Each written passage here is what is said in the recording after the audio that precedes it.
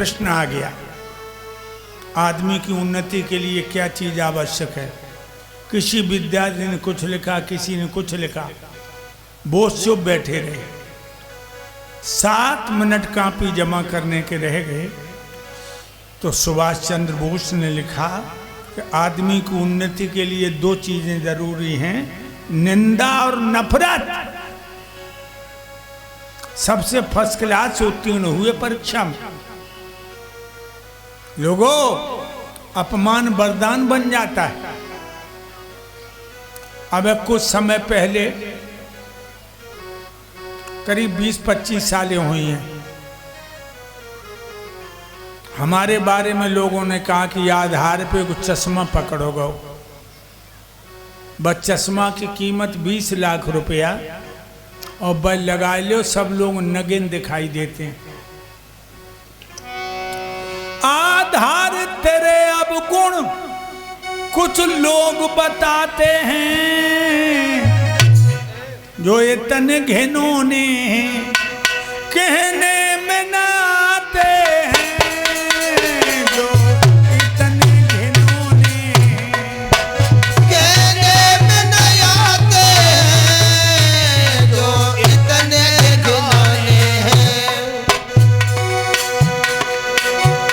आचार भी अच्छा है, आचार भी सोना है, लेकिन मेरे चश्मे में क्या जादू तो ना है।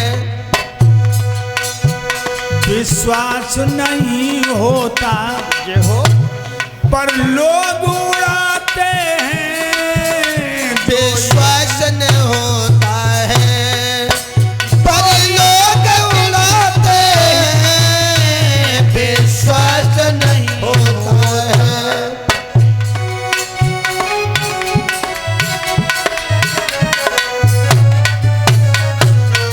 मेरे भक्तों, ध्रुव मैया मौसी की तरफ दौड़ी। मौसी ने किवाड़ दे लिए। ध्रुव पहुंचो, कहने लगे मौसी किवाड़ खोलो। मौसी, अब हम पापी न रहे, मौसी भगवान के दर्शन करे आए।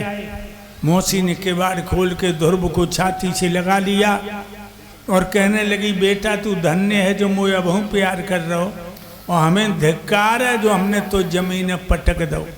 ध्रुव कहने लगे, मैया तुमने बुरो ना करो, तुम्हारी एक ही पटका ने हमारे जीवन को खटबा खत्म कर दो।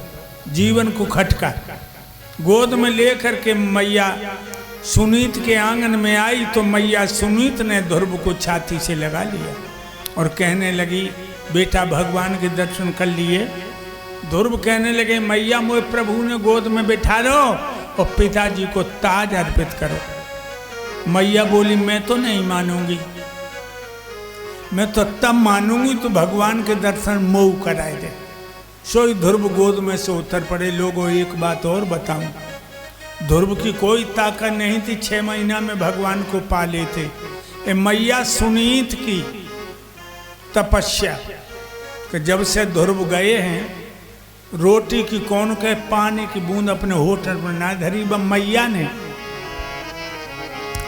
अरे तारे गिन गिन के रामा गिन गिन के, अब तो रात कटी मैया की। तारे गिन गिन के रामा गिन गिन के, अब तो रात कटी मैया की। तारे गिन गिन के रामा गिन गिन के, अब तो रात कटी मैया की। रात कटी मैया की, रात कटी मैया की। तारे गिन गिन के रामा गिन गिन के, अब तो रात कटी मैया की। तारे गिन गिन के रामा गिन गिन के, अब तो रात कटी मैया की। तारे गिन गिन के रामा गिन गिन के, अब तो रात कटी मैया की। 6 महीना न पानी पिया, भगवान का ध्यान करती रही। ध्रुव ने चरणों की रज माथे से लगाई, भगवान चतुर्भुजी बन के प्रकट हो गए, सबने दर्शन किए।